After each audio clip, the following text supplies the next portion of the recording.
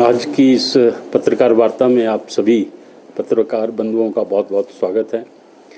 इस पत्रकार वार्ता में मेरे साथ हमारे शिमला शहरी भाजपा मंडल के अध्यक्ष श्री राजीव पंडित जी, हमारे पार्टी शिमला शहरी के उपाध्यक्ष श्री तरुण राणा जी, उपाध्यक्ष श्री तरुण पुरी जी और हमारे युवा मोर्चा शिमला शहरी के हमारे महामंत्री गौरव शर्मा जी मेरे साथ यहाँ पर पत्रकार वार्ता में उपस्थित हैं। आज की ये पत्रकार वार्ता, जैसा कि हम सबको मालूम है कि पिछले कल केंद्रीय बजट जो है वो जारी किया गया है, उसके विषय के ऊपर बुलाई गई है और मैं आप लोगों के माध्यम से माननीय मोदी जी को और फाइनेंस मिनिस्टर श्रीमती निर्मला सीतारमण जी को बधाई देना चाहूँगा कि एक विकसित भारत की तरफ बहुत बड़ा कदम जो है इस बजट के माध्यम से जो है वो उठाया गया है। और इसके साथ साथ जो एक बहुत अच्छी शुरुआत की गई है, कर्तव्य भवन से ये पहला बजट जो है वो जारी किया गया है।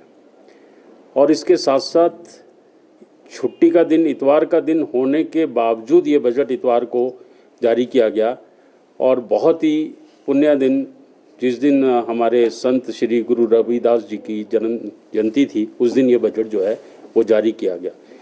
ये माननीय मोदी जी की दूरदर्शिता को दर्शाता है। और इसके साथ साथ ही जिस तरीके से बजट में अलग अलग चीज़ों पर प्रावधान किए गए हैं, वो सीधा सीधा बताता है कि विकसित भारत की तरफ जो है वो भारत का कदम जो है माननीय मोदी जी के नेतृत्व में बढ़ चुका है। और ये बहुत सोच समझकर बजट जो है बनाया गया है। आपने देखा होगा कि बहुत समय पहले माननीय मोदी जी ने एक शब्द दिया था, ज्ञान, और इस बजट में ज्ञान के ऊपर पूरी जो है जानकारियों के और पूरी सुविधाओं के साथ जो है इसको बनाया गया है। ज्ञान से उनका अभिप्राय था जी फॉर गरीब, वाई फॉर युवा, ए फॉर अन्नदाता और एन फॉर नारी शक्ति। और जब हम इस बजट को देख रहे हैं तो इन चारों के ऊपर फोकस करके इस बजट को जो है वो बनाया गया है।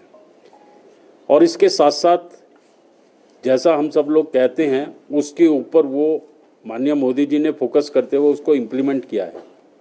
हम लोग कहते हैं कि राष्ट्र हमारे लिए सबसे प्रथम है, तो इसलिए राष्ट्र की सुरक्षा के ध्यान में रखते हुए राष्ट्र की सुरक्षा के लिए बजट में बहुत ज़्यादा बढ़ोतरी की गई है। और इसी के साथ साथ इंफ्रास्ट्रक्चर के ऊपर भी जो है वो बहुत ध्यान दिया गया है। और ये दोनों चीज़ें ऐसी हैं कि जिसका पूरे देश को फ़ायदा होने वाला है, किसी एक पर्टिकुलर प्रदेश के लिए ये चीज़ें नहीं हैं। अगर हम इसको ध्यान से देखें तो चाहे हेल्थ सेक्टर हो, चाहे बिजनेस सेक्टर हो, चाहे युवा हो, चाहे हमारा रेल सेक्टर हो, कोई भी सेक्टर ऐसा नहीं है जिसके लिए इसमें प्रावधान नहीं किया गया है। और मैं ये समझता हूँ कि इससे बढ़िया बजट 2047 का जो विकसित भारत का विज़न है, उसके लिए इससे बढ़िया बजट और कोई नहीं हो सकता।